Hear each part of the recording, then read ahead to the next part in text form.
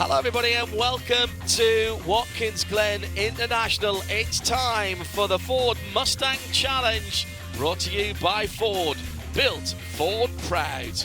And it's a beautiful afternoon as we get things underway in superb surroundings. Shea Adam is alongside me as we come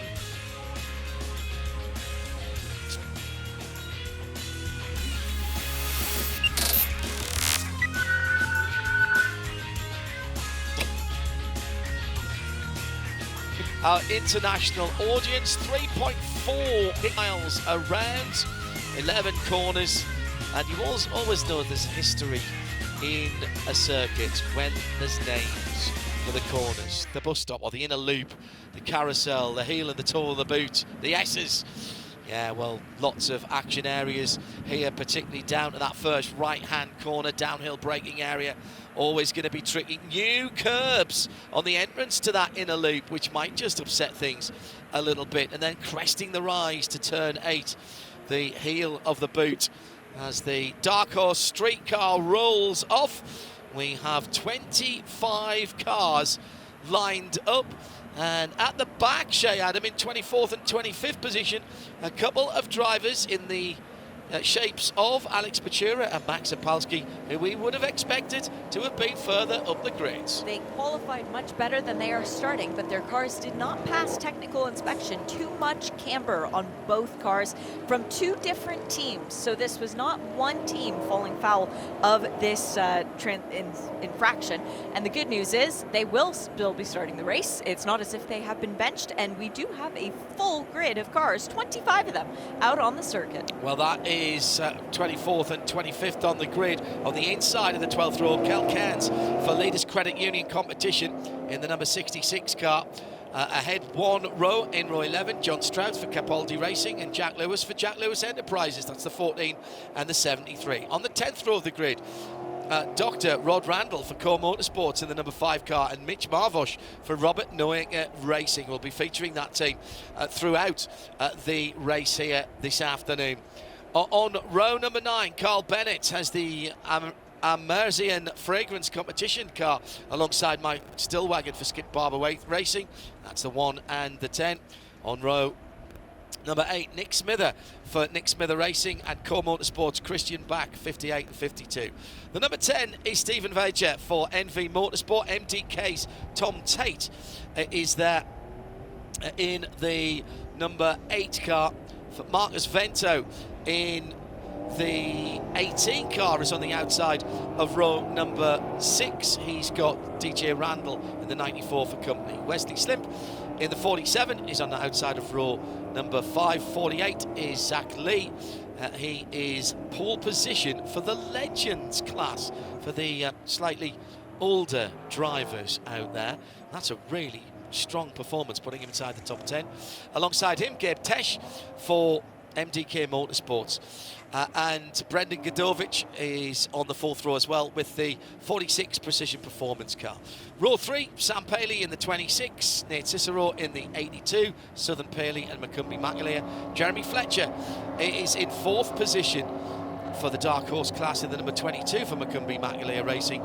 Reed Sweeney for Robert Noack Racing in the 31 is on the inside of the 2nd row. And on the front row, it's a lockout again for Robert Noack Racing. Tyler Maxson has the 74 on the outside of the front row, and Robert Noack, the man with his name above the door, and his own door, in fairness, is in the number 13 car. Top 3 then, RNR cars. Will be looking out for them in our Ford Performance team updates through the race today. 45 minutes on the clock. There's a few people out of position. Expect Sam Paley to go forward from there, and Zach Lee is a quick starter as well. But further down, Alex Pachura, well, we've seen him drive from the back to the front in other IMSA single manufacturer categories in the past. Stand by for 3/4 of an hour where anything can happen. You ready for this, yeah? I'm so ready for this. And part of the thing that's got me most excited, Robert Noack cars 1st, 2nd, and 3rd. In the order, Calvin, Hobbs, and Susie. Those are the car names of the numbers 13, 74, and 31 respectively. So let's see if everybody can play nice. Side by side, 12 and a half rows deep. The Coyote engines are about to burst into life. It's a nice even start. Paul Sitter backing them up a little bit, and now goes for the throttle. And from the inside of the front row, and there's a stack up behind, and we've got cars in the fence from the midfield. Involved there undoubtedly was Mike Stillwagon. I think Nick Smithers might have been involved in that, or at least delayed by it as well. That is the number 29 car, Mitch Marvosh. Robert Noaker Racing, and this could bring out the safety car straight away. Well, they did come very, very slowly to the line at the front of the field. Tyler the Tiger Maxson has jumped Robert Noaker, who seemed to have the start to begin with, but that will be for nothing, as the 52 Christian Bach involved as well in the race for RP Core machine. Now, it was people moving around in that mid to back of the pack. The number 1, I think that was Carl Bennett, was very much a car that moved out of line and sideswiped Mitch Marvosh. That ultimately put he and Christian Bach into the inside wall. That was just a bit of billiards. Very, very bizarre start to a 45-minute race. The front row, the Noaker Racing twins, well, the top 3 were all in there. Calvin and Hobbs, you mean? Yeah, Calvin and Hobbs, absolutely. Hobbs obviously belongs to Tyler the Tiger Maxson. Yes. Yeah. Of which there is now a cartoon and t-shirts. So thank you very much, Robert Noaker Racing, Katie and Jim, for doing that. Or Bob, we really appreciate you. So already the cleanup has begun on the front stretch. Race control will be looking at that start, and Sure. I'm wondering if they're going to look at the pace of the front 2 rows and if there was any sort of variance. You're fine to hold the pace. You do not have to go any quicker than you want to, but you're not allowed to go up and down or brake. You've got to hold a steady speed. It was a very steady speed as they came to the line, and from our vantage point above this, right, okay, so the core car had the front suspension and steering broken from the first hit. So that was very bad luck for the core motorsports machine as that car went into the wall. And at that point, the driver has no control. Kel Kearns was lucky to get through there, John. His windshield was full of debris, and the purple car did make it through. So really good driving and fortunate for the 66. So in there, Nick Smithers picked his way through in the 58 car as well. Up into 3rd is Jeremy Fletcher in the number 22, getting the better of Reed Sweeney before the caution came out. Christian Bach was the car that had the suspension broken immediately. So Mike Stillwater, I think, got through that. I think you're right. I thought that was Mike's car, the number 19, the Skip Barber car, the red, white and black machine that had got involved in that. But maybe I just saw him out of shape as it was all developing. Bashura has pitted. Now he started at the back of the back and should have been able to avoid all the carnage in front of him. Looks like Sparky is actually running around to the front of the car, making sure that everything is secured up. Yes, of Spark Performance. It's pretty good when the guy whose name is over the door is the one who's actually checking your car. Contact on the front of that car, and what they are doing is using bright orange racer tape to hold down the left front side of the bonnet. It absolutely perfectly matches the orange of the livery. Now the good news is that drivers are now being extricated from their cars. They would have been asked to stay in their cars until the line of the race had gone through, and we could protect them getting out. You don't want them opening the driver's door into the safety cars. It's driving the remaining 22 cars past. So let's just confirm then. Well, Mike Stillwagon did drop to the back of the car, so he did have to perform some kind of miracle to avoid that. Christian Bach and Mitch Marvosh are the two cars that are up against the wall down below us.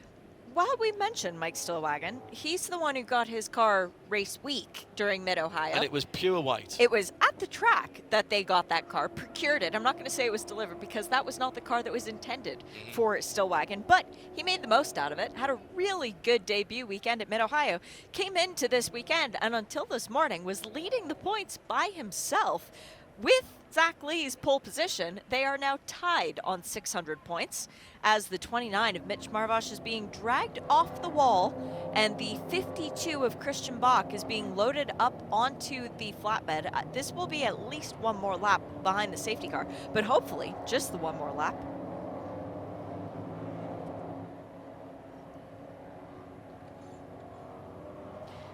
Season-long championships, and they are well worth fighting for. Robert Noaker with an advantage 690 points ahead of Tyler the Tiger Maxon on 620.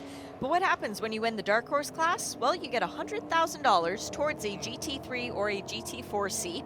You get a GT4 test and a one-event tire credit from Michelin. Or if you don't want that, you can take $40,000 real cash money and a GT4 test. The Discord group have just gone bonkers. I met some of the Discord group in the car park of the Mary Marvin Stadium at Le Mans on, was that Friday morning of race week? I think it was. A week ago. And they just a week ago. It seems like a lifetime ago in the amount of broadcasting that we've done.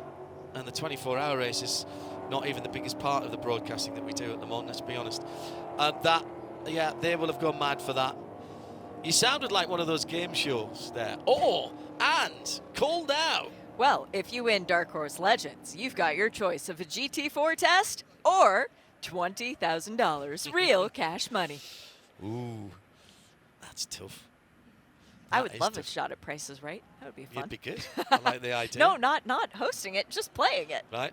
Winning it. Money, but you're always good when we do it on Midweek Motorsport, let's be honest. The answer is always Scott Dixon. Well, yes. Carl Bennett did make it through in the number 1, the purple Ford Mustang, so glad to see that car still continuing round. Perfect weather conditions. Although a little bit humid if you are standing around doing anything. It's just a wee bit overcast here with not much wind to clear that cloud. 89 Fahrenheit officially. That's getting on for 30 Celsius as the weathermen are telling us. Very hot part of the US at the moment. Counting down with the clock at the moment down to almost 37 minutes wherever you are in the world. Thanks for joining us via Ford Performance and their pages around the world. No subscription required for Ford Mustang Challenge here on the IMSA package, and no interruptions either via the player at IMSA Radio, IMSA.tv, or of course on the Ford Performance Facebook and other pages. Plenty of places to watch and listen to these marvellous cars. The AMR safety crew are the best in the business. They have completed all of the repair to the front straight, much like Alex Bashura's repair to the front right of his number 33 Ford Mustang from Spark Performance. And it looks like we should be good to go back to green this time around. The remains of the Robert Noaker, Mitch Marvosh, number 29, now off the track. The Core Racing, number 52, Core Motorsport, excuse me, Christian Bach car. The lights will go out coming out of turn 9. That late? Wow. Yeah, I think so. Sorry, no, turn... They should come out over the top of the rise before turn 8 is, I think, where they go out, having read the... There's a marshal's post there. A lot of uppy-downy on this track, and you don't realize it until you're walking it. Until you've walked it. Oof. Yes, and then you can't not realize it on every camera angle because you just see the subtleties of it. And that back straight, the run between the toe and the heel of the boot, it does go so far up, and then it drops you back down into turn 9, into turn 8. It's no wonder that people break track limits there. Tyler Maxon then will lead the two Robert Noaker Racing Dark Horse Mustangs to the line. The lights are still on the safety car, so maybe we're not quite ready Through to turn 10 now. I think we're having one more lap here, Shane. Let's see what happens as they come through again. Safety car has not yet peeled into the pit lane, but the front straight is clear. Staying out. Definitely staying out. I wonder if they are waiting for the AMR safety vehicles to get back on station. Or are they potentially looking at reordering? Did people pass before the yellow flags, or when the yellow flags had been called, before they knew it? It did come out fairly early on our timing screens. So, one more lap to get underway. Time ticks down to just under 35 minutes. As it stands, Tyler Maxson leads the Dark Horse class. Dark Horse legend Zach Lee in the number 48. And he's got a couple, now make that 4 cars now between himself and the NV Autosport. That's the Gradient Racing Run number 10 car. Stephen Vager behind the wheel there. Nick Smither, who somehow got through the Contretemps on the first lap in the 58, in third in the Legends. Then Tom Tate in 4th position. Lights are out on the safety car. That's super early round the lap. So everybody weaving left and right to get some heat into the tyres. Jeremy Fletcher is up into that 3rd position. Really glad to see that he was able to capitalize on that strong start, as was Tyler the Tiger. Maybe that outside road just worked a little bit better as going into turn 1. You and I speculated about that earlier. Michelin tyres, of course, for the Mustang Challenge. And again, as in most of IMSA competition, tyres not a resource that is unlimited. You get an allocation for the weekend and you have to work that through the weekend for your practice, qualifying, and of course the 2 races. 3 sets of tires per round, and the price of the tires varies depending on how many cars show up per event. So there is a stipulation where if there are more than 27 cars, the tire price drops down. So bring your friends. Come on to Mustang Challenge. Run more cars. Hello, Mr. Team Owner. Run more cars and save money. Exactly. Sorry, how does that happen? Well, a season entry is only $22,000, and the cars themselves cost $145,000. And if you need spare parts, go down to your local Ford dealer. That is genius. I was talking with Mark Rushbrook about this at Le Mans last week when he was announcing the Mustang Dark Horse Challenge event at Le Mans in 2025. He's expecting up to 70 cars for that. There is a dossier, a relatively thick dossier, that all of the teams get, that give you all of the part numbers that you can get at your local dealer. Just under 32 minutes to go, and we are ready to go back to green. And green flag with just under 32 minutes to go. Heading down to the first corner for Tyler Maxson. Robert Neuecker in 2nd place in the white and blue, with slightly more blue in 3rd place is the McCumbee-McAleer racing driver Jeremy Fletcher. The blue stripes on the bonnet denoting that car, and we've got a clean start from the front runners at least. I'm sorry to be laughing, but Sam Paley totally baited Brandon Godovic going into turn 1. He pulled over to the wall on driver's right on the putt straight just to let Brandon Godovic go, hey, come on, buddy, you got a better run. You can have a go at me. But he did not have a better run going through turn 1. Godovic going way too deep in the braking point, and it was a bit of an over-under for Sam Paley. In the Dark Horse Legends, Zach Lee from Stephen Vager, but Vager's got a lot of traffic between himself and the man at the head at the front of the field. The 2 Robert Neuecker cars then scrapping it out, or are they? Is this just a little bit of team tactics at the moment? It's that blue and white car playing a bit of a backstop to the Hobbs coloured machine. Oh, huge off and over for the 82. This is the McCumbee-McAleer racing car, and this is going to be a safety car at the very least, driver is moving around. That's Nate Cicero in that car. But an unabated spear off the circuit. Whew. Through turn 5 at the carousel. And almost over the edge of the circuit, but came back down. That's a huge incident, but the driver compartment has stood up very well. Nate can't get out because the door is stuck on the tyres, but he's clearly able to move around in there. Trying to climb out the window. Yeah. The car is up partially on the tyres at the rear end.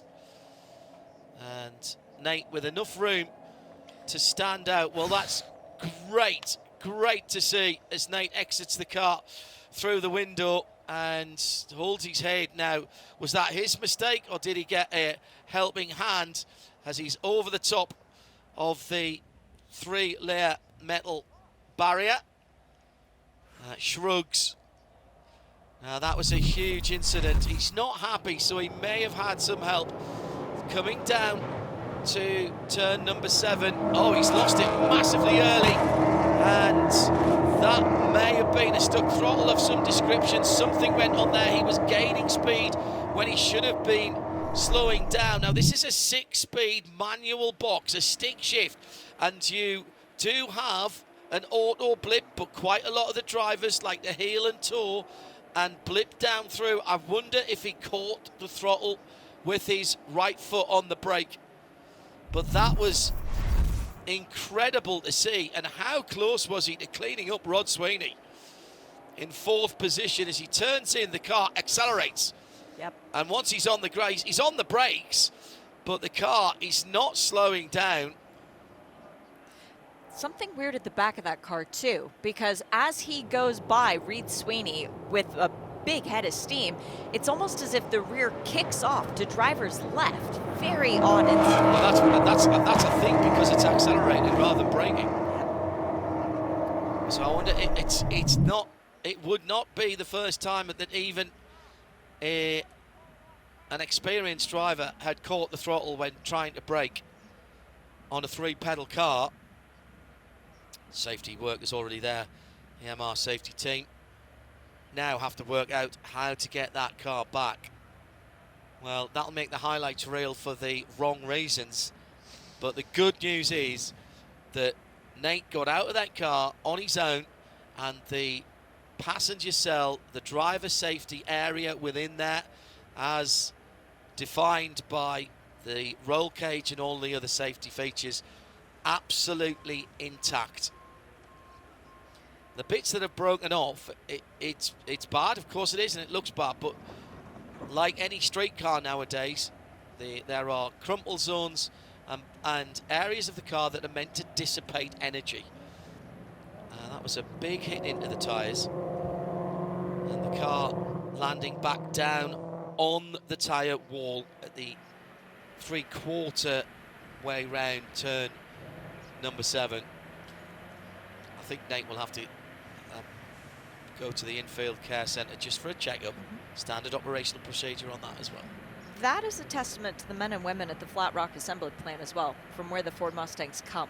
To see a car that fundamentally still looks like a Ford Mustang. It is, the roof is still intact. It had a very scary rotation, a big impact, and it still is a Ford Mustang. It's safe enough that the driver was able to climb out on his own with that space in the roof. Yeah. That integrity didn't get compromised at all. Well, there's no damage to the roof panel whatsoever. The windscreen, the windshield hasn't broken. And, all right, the trunk, the boot lid is up from the spin in the air. See, the windshield is broken on the left front. Probably where the bonnet, the hood has come up. And I suspect that the left-hand side of that car is not going to look as in good condition as the right-hand side. The car is rolling on its wheels. Yeah. That's the other thing. And we've got one of our AMR safety team with his hand on the steering wheel. So the steering rack is still connected to the front wheels. Wow, tough.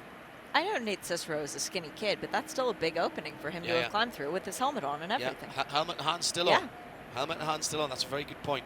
And I think the only reason the door didn't open was it was up against the tyre barrier. That's exactly. There was a tyre that you could see through the car, through his window, that was blocking the way. Yeah. Again, great work by our AMR safety crew.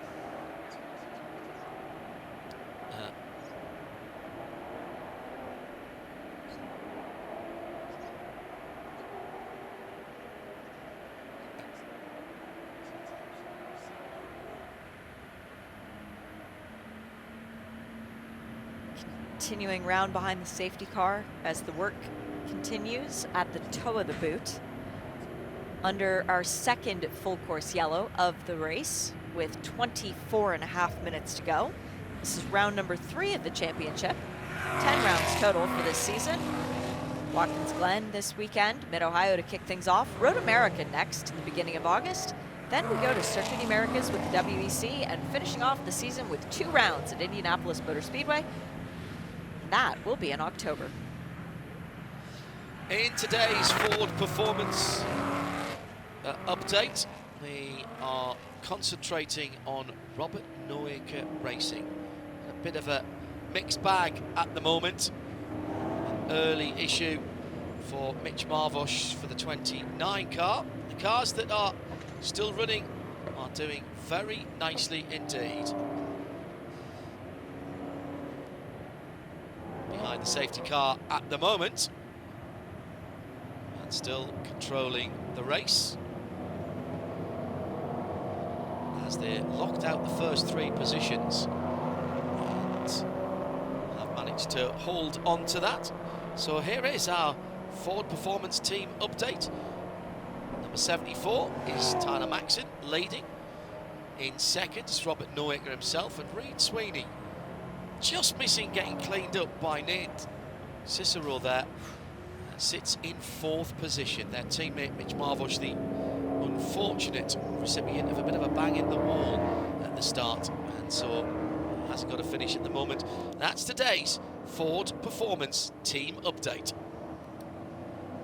Halfway through this race, Shea, and yet to really get into the rhythm of this with a couple of quite large incidents. Everybody keen to get to the front of the field.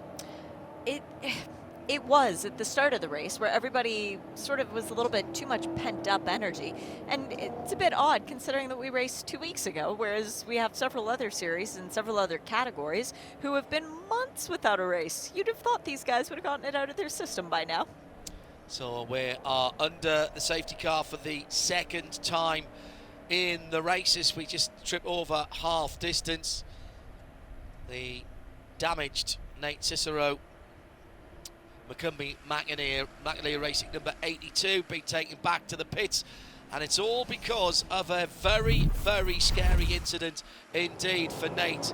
His body language when he got out of the car said to me he had no clue what happened as his car seemed to accelerate rather than braking, and from that point on, as soon as he hit the grass, Nate was a passenger doing what he could to slow it down, but the safety systems on the Dark Horse R race car doing their job, and Nate Cicero able to get himself out, albeit through the window, and that was only because of the tyre barrier right alongside him.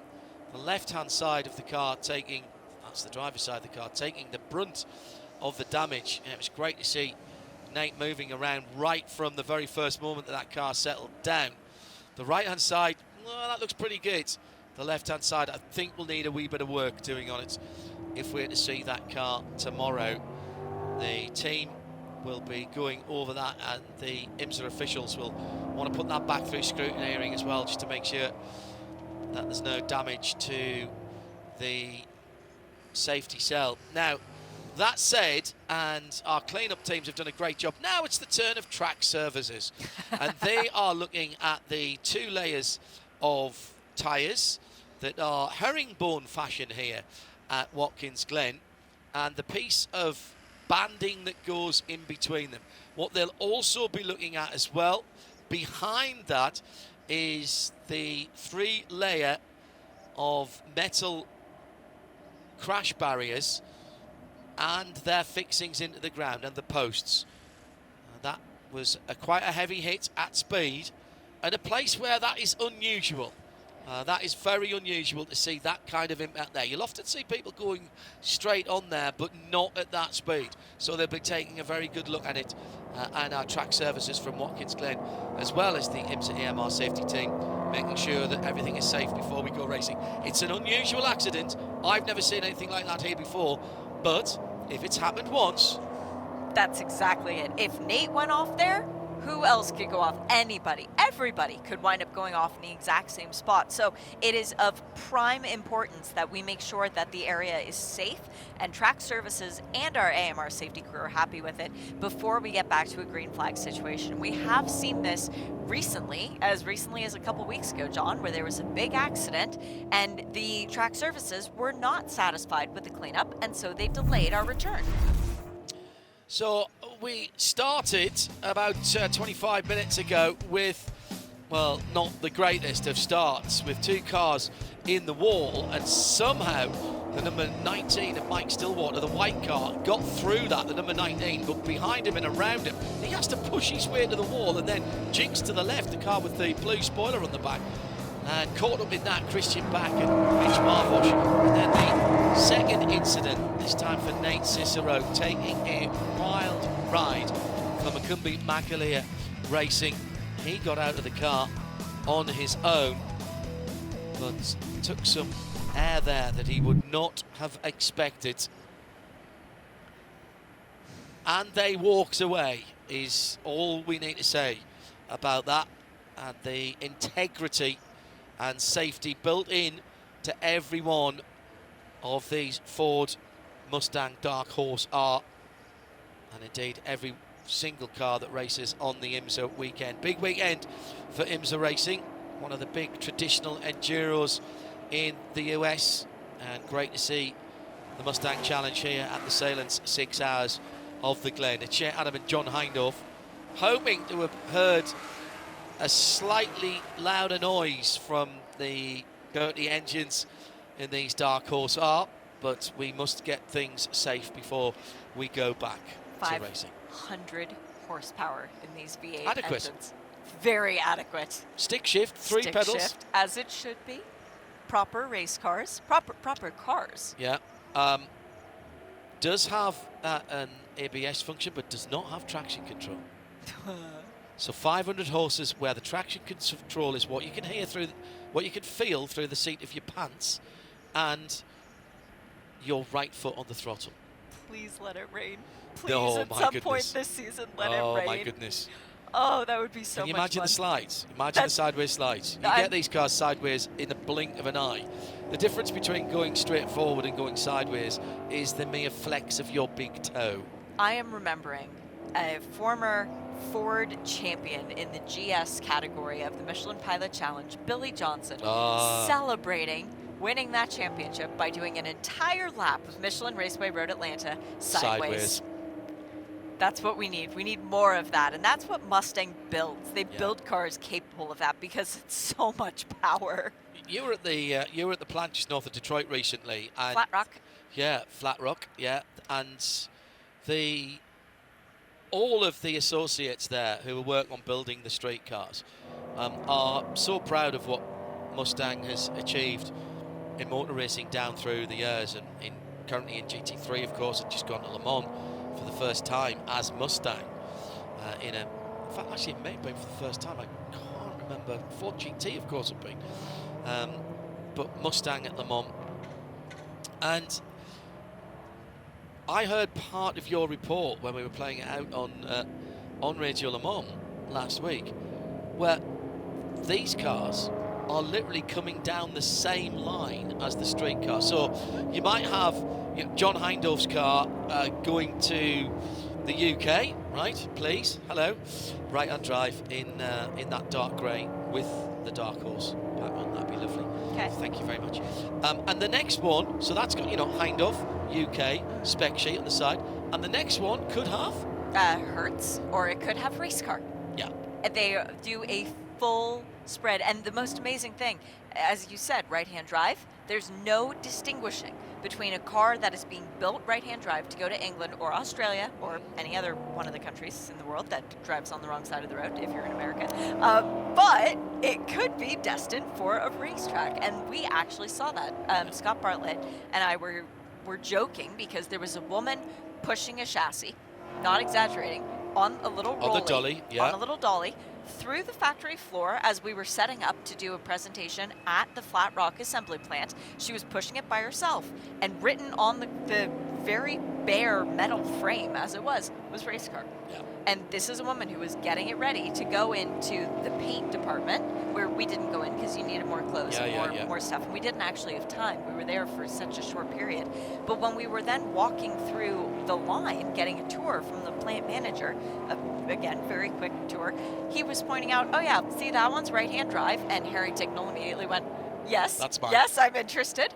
And then he went, oh yeah, and that one says Hertz, and that one's just spoken for someone in Pennsylvania. And it really was no distinguishing. And the people working on the cars, they're used to just doing it off the cuff like that. But that is, particularly with Ford Mustang, that's heritage right there.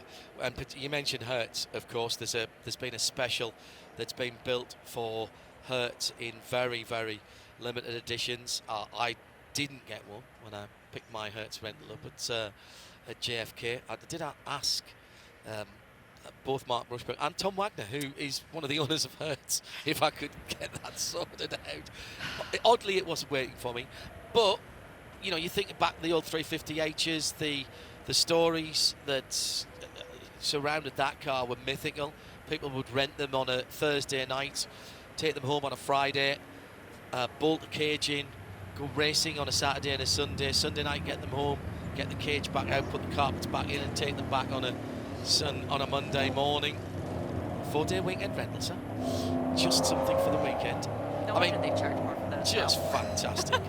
And, you know, Mustang was the beginning of the pony cars, hence the name pony cars, and the beginning of the performance race in affordable two-door coupes here in the US. And we didn't quite have the same thing. There wasn't quite the equivalence back in the UK. But Ford Mustang is a global car, and it remains a global car for Ford. And so it's entirely correct that Mustang and the Dark Horse version thereof have this race series, and it's brilliant that we're watching it in IMSA. Thank you to everybody who made this happen in pretty short order. The racing cars are being built at absolutely the rate that they can be, bearing in mind that they do come off that road car line in the Flat Rock Assembly Plant, or FRAP, as it's known. And clearly we will ramp up as we can, but head of Global Performance Ford, Mark Rushbrook, told us at Le Mans last Friday that he wants to see up to 77 cars being brought from the States into Le Mans next year for 2 support races for the 93rd running of the world's greatest motor race. And do you know what? I'm not betting against that, because Mark and his team, and particularly the Mustang and Ford Performance team, with Jay Ward and Scott Bartlett and everybody involved in the builds as well, they are a pretty determined set of individuals. Is 70 the cap? I think so. We raced 130, I think it was 130 something, no, 118 VW Fun Cup cars in a 4-hour race on Friday morning at Le Mans this year, but they're a bit smaller and not as quick. It's a big circuit. It's 8.5 miles around. It's a very big circuit, and I could see them going for a more romanticized number, such as 75, or just picking out an anniversary and celebrating it as work continues at the toe of the boot. And thank you again to our wonderful track services who are diligently working in this heat. Let's not forget wearing multiple layers, out there with helmets. They're using lunch boxes full of screws to try and reattach the banding to the tires. This is a very, very difficult effort for all of them out there, and 10.5 minutes to go on the clock. They are trying so hard to get us back to a green flag. So needing additional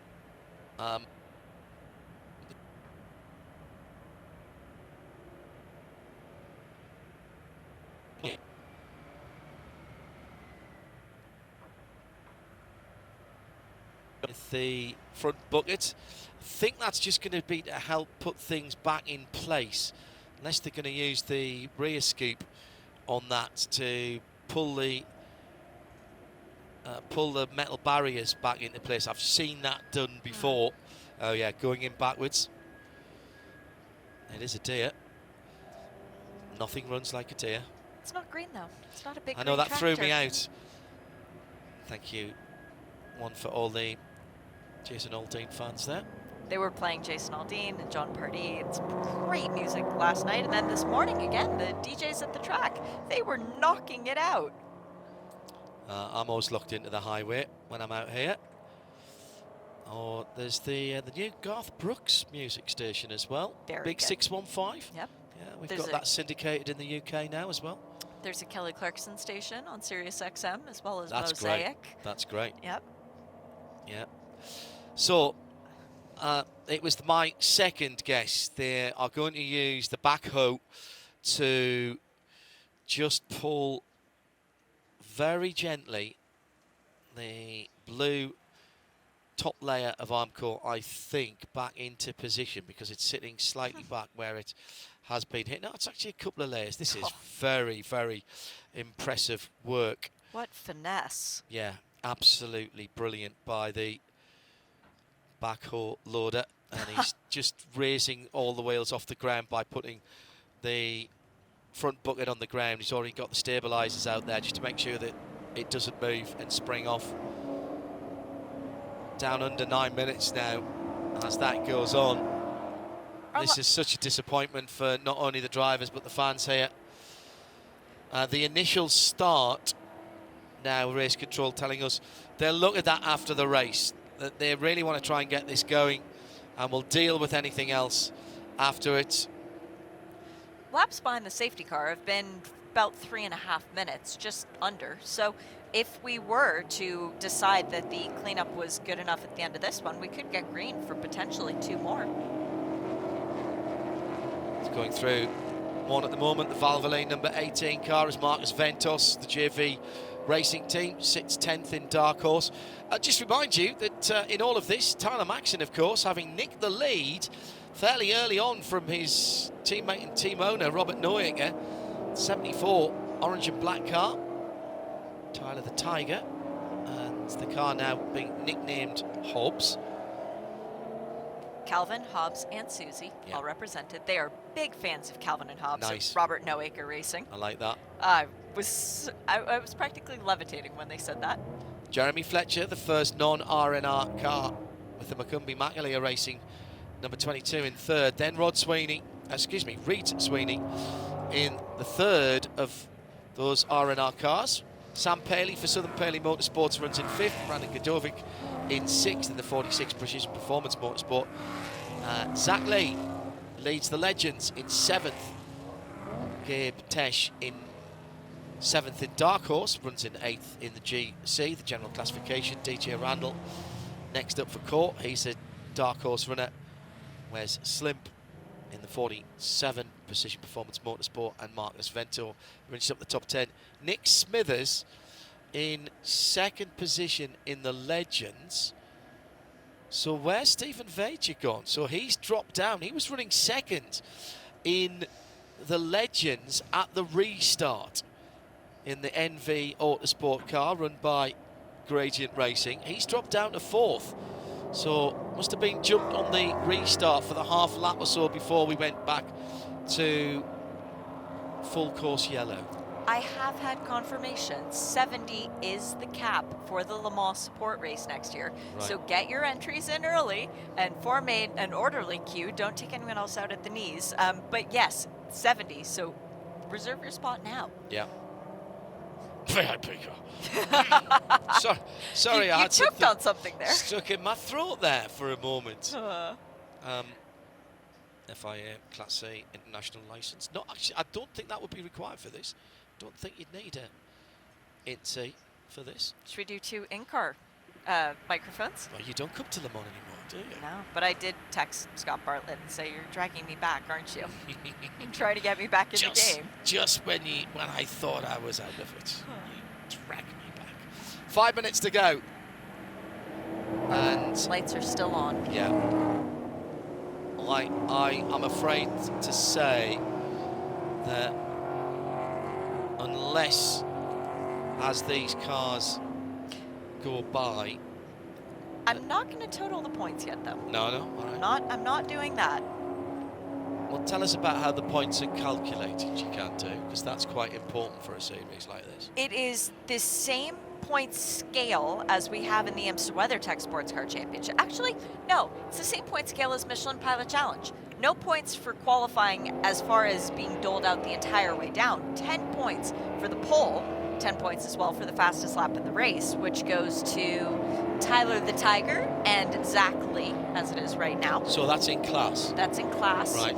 And then 350 for the win, 320 for second, 300 third, through 280 for fourth, 260 for fifth, and then it's in decreasing regiments of 10 points for the rest of the way down in all the points paying positions. But this is a series that pays as well.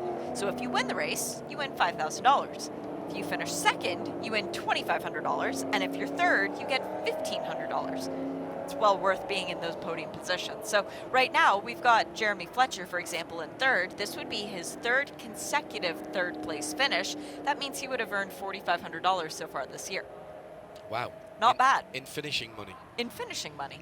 Now, just hearing about some penalties, or a penalty at least, for Max Opalski, who, if you remember, started right at the back of the field after his qualifying times were invalidated due to an excess amount of camber running on the car out of spec.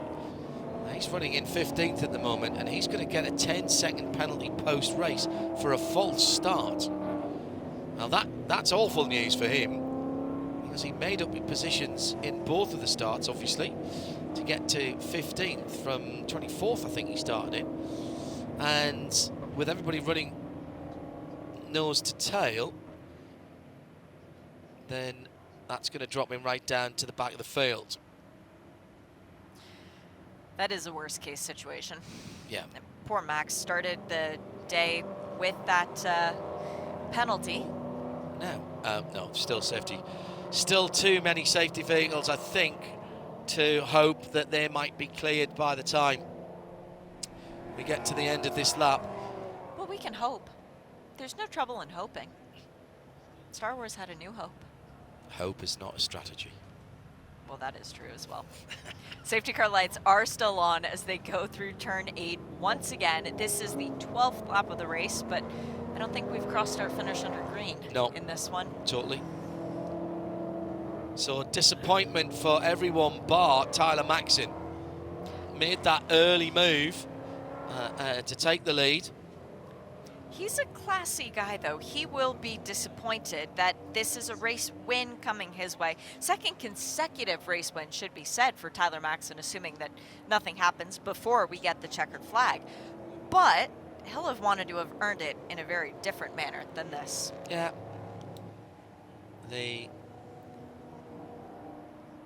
But there's no asterisk, Shea. You're still going to get full points. It will be the white flag this time around. Full points and a full paycheck. Yeah. It's not like they take any of the 5K away because you didn't earn it under a green flag. No. Preston waving that white flag. One more to go.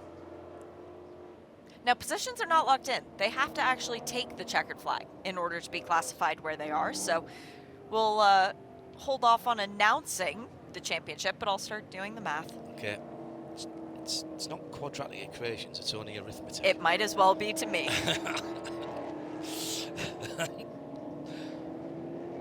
Mathematics involves if and then X's and Y's. If they make and it to brackets. the checkered flag. All right, very good.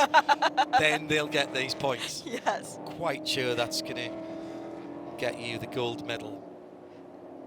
I never pretended to be good at math. Mathematics Olympiad. So a bit of debris on the circuit, but that's not going to cause any problems, as the sad fact is that we will finish behind the safety car after a bizarre incident for Nate Cicero. And the only thing that's important right now is that Nate is all right. The causes of that crash will be investigated by Nate and his team. Macumbi McAleer Racing, one of the most successful and experienced teams within the IMSA paddock in all forms of racing, and good to see them supporting the Ford Mustang Dark Horse Championship, along with teams like Core Motorsports, who we see at the sharp end of many fields as well. Robert Noaker Racing expanding into a 4-car effort here. MDK Motorsports, Macumbi McAleer, Precision Performance. All of these teams, Skip Barber Racing, Spark Performance, all teams that we see in other forms of IMSA racing, right up into the Pilot Challenge and the WeatherTech Championship. And welcome to Nick Smithers racing his own car, to Jack Lewis Enterprises, to Capaldi Racing for John Strauss's car, Sam Paley's new Southern Paley Motorsports LLC. Great stuff to see those drivers moving into team ownership and branching out. Such is the draw of the Galloping Pony and the Blue Oval. Alex Bashura is going to hate this more than anyone else, given his penalty before the start of the race and the effect that this will have on his championship by not being able to race his way forward. Yeah. Oof. Sitting in 18th position as it stands right now. So the unfortunate end to the race, I think we realised it from 5 or 6 minutes ago. We will finish under yellow, and Tyler Maxson for Robert Noaker Racing will be our 3rd round winner. First of the weekend at Watkins Glen. He pulls out a line to go to the pit wall to salute the Robert Noaker Racing team, who have another 2-step of the podium finish. This time it's 1st and 2nd, with Robert Noaker himself in the 13 car on the 2nd step of the box, and Jeremy Fletcher takes another $1,500, the 3rd time this season that he's picked up the 3rd step on the podium. Consistency the key there for Macumbi McAleer Racing. Reed Sweeney just out of the money and off the box in 4th position. Then Sam Paley, Brandon Godovich, Zach Lee takes the Legends win in 7th position from Nick Smithers and Tom Tate, with Stephen Vager just missing out after running as high as 2nd in that category. Brilliant for a relatively inexperienced driver. But Zach Lee in the Chrome Dome, the number 48 car, which looks absolutely spectacular. He takes the win and the cash in the Legends category. Here's how they stand then at the end of round 3. Provisional points, of course. Robert Noaker still leading the way on 1,020. He is the first person ever to break 1,000 points in this championship. Very good. I like what you did there. Another quiz question. Tyler Maxson in 2nd, but edging closer to his teammate, 970 points. In 3rd, it is on 900 points, Jeremy Fletcher on his own. 4th will be Sam Paley on 860, and in 5th will be DJ Randall on 710. In the Legends class, it is now Zach Lee leading the way on his own, tied coming into the race after getting the pole position. 960 points for him. Nick Smither in 2nd on 900, and dropping to 3rd, Mike Stillwacken, the guy who led the points, coming into today's race on 860. Could have been even worse for Mike if he'd been caught up in that crash in the first moments. Somehow managed to get his way through and pick up a 5th position. Well, not the way we wanted this to end. The good news is all the drivers are okay after the incidents here at round 3 at Watkins Glen. Start of the race that was, to say the least, a little untidy, sadly, and that set the tone, I'm afraid, with early baths for Christian Bach and Mitch Marbush, who hit the wall early. The most spectacular spin and roll from Nate Cicero. He was all right. We'll come back to do it all again tomorrow. For Shay Adam, I'm John Hindhaugh. Bye for now.